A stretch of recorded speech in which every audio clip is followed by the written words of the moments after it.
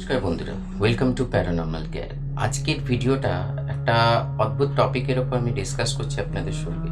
যাদের ভালো লাগবে শুনবেন, যাদের ভালো লাগবে না শুনবেন না, সেটা তো পরের ব্যাপারটা হচ্ছে একটা কেস এসছে আমার কাছে। অদ্ভুত ধরনের কেসটা। ভদ্রলোক, আমি নাম ফামগুলো বলতে পারছি না, কোথায় থাকে বলতে পারছি না। ভদ্রলোক একটা সেকেন্ড হ্যান্ড 4 হুইলার গাড়ি কেনে, কারণ তার খুব এমার্জেন্সি দরকার ছিল। মানে ট্রাভেলের জন্য এদিক ওদিক ট্রাভেল করতে হয়, তো অনেক কস্ট বেরিয়ে যাচ্ছিল বলে মোটামুটি একটা নিজের বিজনেস পারপাসে একটা সেকেন্ড হ্যান্ড গাড়ি কেনে। এবং কেনার মোটামুটি 15-20 দিন পর থেকে কিছু অদ্ভুত অদ্ভুত জিনিস তিনি লক্ষ্য করেন। কেনেন একটা গ্যারেজ থেকে, মানে যেরকম হয় আর কি, একটা 2 হুইলার বা 4 হুইলার যেখানে পাওয়া যায়, কন্ট্যাক্ট করলে মোটামুটি হয় না যে মানে বিক্রি আছে, অনেক রকম এখন প্ল্যাটফর্ম আছে, এছাড়াও ডাইরেক্ট কন্ট্যাক্টও আপনি কিনতে পারেন। ঘটনাগুলো এরকম যে উনি গাড়ির সম্পর্কে, মানে আগে ওনার ট্রেনিং আছেন, মানে গাড়ির সম্পর্কে আইডিয়া ভালো, ওনার লাইসেন্সও আছেন, ড্রাইভিং লাইসেন্স উইথ, তার সঙ্গে সঙ্গে মানে যেহেতু অনেক জায়গায় নিজে কতক্ষণ ড্রাইভ, তো একটা ড্রাইভারও উনি হায়ার করেন, মানে পার্মানেন্টলি হায়ার করেন।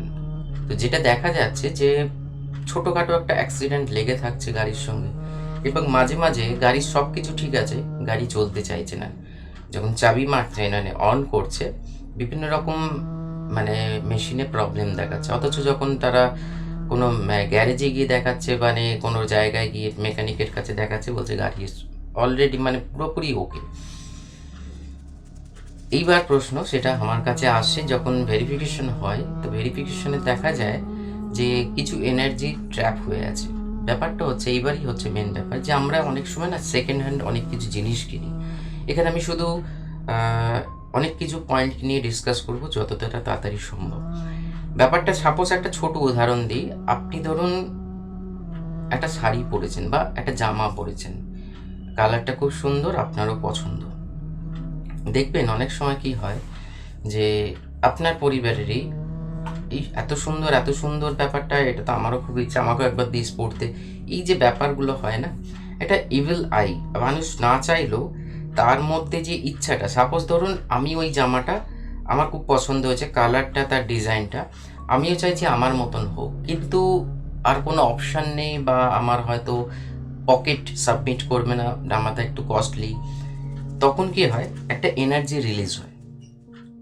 দেখবেন কোনো না কোনো ক্ষেত্রে এগুলো খুব প্র্যাকটিক্যাল জিনিস বলছি, নয় সুতো বেরিয়ে ছিঁড়ে যায়, নালে হয়তো আগুন লেগে গেল, বা ধূপের আগুন লেগে গেল, পুড়ে গেল কিছুটা, বা আপনি যেখানে হয়তো মেকিং করতে দিয়েছেন, মানে মেকিং মানে যা আপনার শাড়ি কিনলো, তো এখন তো ধরুন এই কী সব বসায় ফসায় না শাড়ির সঙ্গে, সেখানে কিছু প্রবলেম অ্যারাইজ করলো।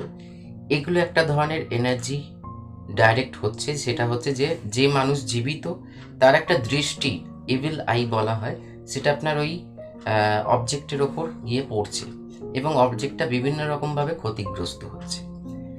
আর একটা হয় এরকম ধরনের, যে ধরুন আমরা তো আজকের দিনে দেখুন মানুষ কীরকম বলবো, লালসা একটা বড় জিনিস। অনেকের অনেক কিছু ডিজায়ার থাকে, কিন্তু এখানে একটা জিনিস রয়েছে, আমি এটাকে এখানে রাখি, হ্যাঁ, অনেকের অনেক কিছু ডিজায়ার থাকে, বাট সবসময় অর্থনৈতিক বা মানে অনেক কিছু কারণে আমরা সেটাকে কমপ্লিট করতে পারি না। এবার যখন সেটাকে নিজেদের ঘরের লোক বা মানে কি বলবো, আত্মীয় স্বজনদের মধ্যে এরকম হয়, তখন আমরা ফিল করি যে আমিও যদি পারতাম। এখানেও কিন্তু এক ধরনের এনার্জি ড্রাইভ, মানে কনভার্ট হচ্ছে আপনার সেই অবজেক্টের প্রতি। কারণ মানুষের যে লোভ, মানুষের যে ইচ্ছাটা, সে কমপ্লিট করতে পারছে না, কিন্তু আপনি কমপ্লিট করছেন, কারণ আপনার হয়তো সামর্থ্য আছে। এখানেও কিন্তু এক ধরনের 19-20 এনার্জি ট্রান্সফরমেশন হয়। আর একটা হয়, আমরা সেকেন্ড হ্যান্ড ইলেকট্রনিক্স, এটা এরকম অনেক ঘটনা শুনবেন। এই ঘটনাটা এসছে বলে আমি আপনাদের সঙ্গে শেয়ার করা উপযুক্ত মনে করলাম, যে প্যারানর্মাল কেয়ার চ্যানেল বা পেজের মাধ্যমে, ফেসবুক পেজের মাধ্যমে আপনাদের সঙ্গে ইনফরমেশনটা শেয়ার করি। অনেক সময় কি হয়, অনেক জিনিসের প্রতি তো আমাদের আকর্ষণ থাকে।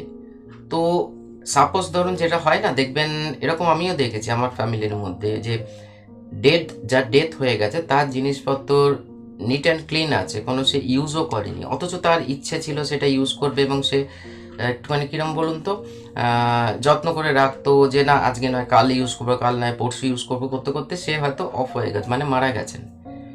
তারও এনার্জি এখানে ট্র্যাপ হয়ে যায়।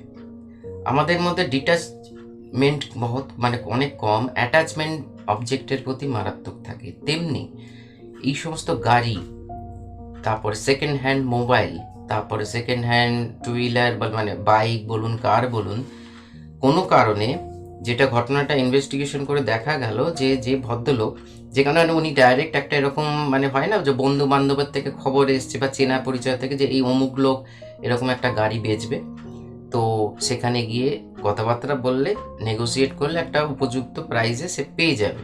তার এখন ফার্স্ট হ্যান্ড কেনার সামর্থ্য নেই। তো আপনি গেলেন, কিন্তু পরে যখন জানা যায় যে গাড়িটা বেচবার তার একটা মোটিভ থাকবে, তো নয় সে নতুন গাড়ি কিনবে সেই জন্য পুরো গাড়ি বেচছে, সেটা কিন্তু কোনো রকম চট করে প্রবলেম আসে না। কারণ সে একটা নতুনে তার ইচ্ছাটা কনভার্ট হচ্ছে এবং পুরোনোটা সেই জন্যে সে বিক্রি করে দিতে চাইছে, তার রাখার জায়গা নেই বা সেটার থেকে যে টাকা আসবে বাকি টাকাটা জুড়ে কিনবে। বাট কোনো কারণে অ্যাক্সিডেন্টাল কিছু ঘটে গেলে বা ওই কারের মাধ্যমে তার অ্যাক্সিডেন্ট ঘটে গেলে বা ওই অ্যাক্সিডেন্ট যার কার, সে যদি কোনো কারণে অপঘাতে মৃত্যু হয় বা ন্যাচারাল ডেথ হয়, বেশিরভাগ এটা অপঘাতে মৃত্যুর কারণ এই কেসটা যখন ইনভেস্টিগেশন করি সেটা জানা যায় যে তার রোড অ্যাক্সিডেন্টে, এই গাড়িতেই রোড অ্যাক্সিডেন্টে মারা যায় এবং তারপরে কিছু মেরামত করে মানে ফ্যামিলি থেকে সেটাকে বেচে দেবার করে, যে যেটা হয় যে এই গাড়িটার মাধ্যমেই তো মারা গেছে আর এটাকে রেখে লাভ নেই। কিন্তু ফ্যামিলির দিক দিয়ে সে ঠিক আছে, বাট এই গাড়িটার প্রতি মানুষটার যে আকর্ষণ ছিল, যে ধরনের এনগেজমেন্ট ছিল, যে ধরনের অ্যাটাচমেন্ট ছিল, সেইটা পরবর্তী লাইফে যে এটাকে হ্যান্ডেল করবে তার সঙ্গে অনেক কিছু দুর্ঘটনা বা এই ধরনের অবস্ট্রাকলসগুলো ঘটতে থাকে ফ্রেন্ডস।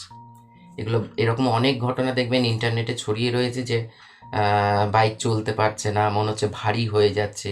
এখানেও কিছু আরও অনেক কিছু জিনিস হয়েছে। মাঝে মাঝে যে ড্রাইভারকে হায়ার করা হয়েছিল রাত্রিরে যখন ট্রাভেল করে ফিরছে, গাড়ি স্মুথ চলছে, হঠাৎ তার মনে হয় যে তার পাশেরতেই বসে তার একটু তন্দাচ্ছন্ন হয়, তো মনে হয় যে তার পাশে কে যেন বসে যাচ্ছে অথচ তার পাশে কেউ নেই।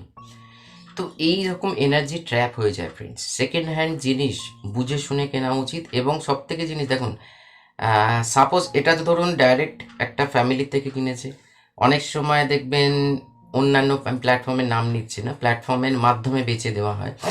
বিশেষ করে আয়না, কোনো বড় বক্স, টেবিল, মানে মেটালের জিনিস, কাঠের জিনিস অতটা চট করে প্রবলেম হয় কিন্তু খুব রেয়ার প্রবলেম হয়। বিশেষ করে এই ধরনের মানে মেকানিক্যাল যে জিনিসগুলো থাকে না, গাড়ি, টিভি, ফ্রিজ, তারপরে আপনার ফোন, এরম ধরনের এতে এনার্জি ট্র্যাপড হয়ে যায়। কিন্তু যে মারা যান বা কোনো কারণে রোড অ্যাক্সিডেন্টে মারা গেছে, তো সেই জিনিসটা সে ফ্যামিলি হয়তো বেচে দিতে চাইছে, কোনো সময় ডাইরেক্ট বেচে, কোনো সময় ইনডাইরেক্ট মানে কোনো প্ল্যাটফর্মের মাধ্যমে বেচে দিল।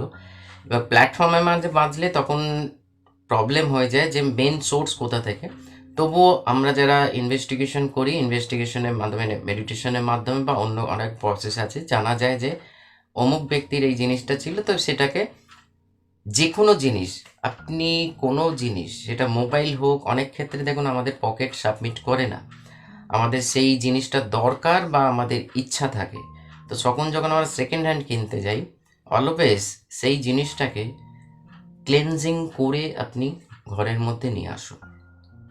ক্লেনজিংটা মাধ্যম ক্লিয়ার করে, পরিষ্কার পরিচ্ছন্ন না, তার মধ্যে যে এনার্জি ট্র্যাপগুলো আছে, প্রত্যেকটা জিনিসের একটা অরা হয়, অরা ব্রেক করা থাকা যদি, এবং আপনার সঙ্গে অনেক সময় দেখবেন আবার ম্যাচও করে যায়।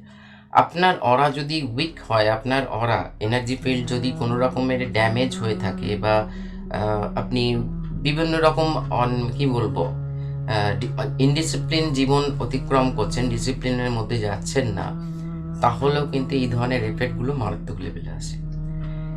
ব্যাপারটা হয় কি, এনার্জি একটা পার্ট জুড়ে যায় মানুষের তো ইচ্ছার সঙ্গে, যেমন সেই জন্যই বলা হয় মৃত ব্যক্তির সমস্ত কিছু পুড়িয়ে দেওয়া উচিত, না হলে মাটিতে পুঁতে দেওয়া উচিত, বা গঙ্গার জলে মানে জলীয় মানে কোনো রকম এলিমেন্টের সঙ্গে, আর্থ এলিমেন্ট, নাহলে ফায়ার এলিমেন্ট, নাহলে ওয়াটার এলিমেন্টের সঙ্গে দিয়ে দেওয়া উচিত, যাতে তার এনার্জি কোনো কারণে ট্র্যাপ না হয়ে যায়। আমরা এরকমও দেখেছি, এরকম ছোট ছোট জিনিস, যে ব্যক্তির মানে যিনি ভদ্রমহিলা মারা গেছেন, ওনার একটা প্রিয় শাড়ি নিট অ্যান্ড ক্লিন একদম, সে ইউজও করেনি, সেটা ইউজ করার পর তার শরীর খারাপ হয়, বিভিন্ন রকম কমপ্লিকেশন দেখা যায়।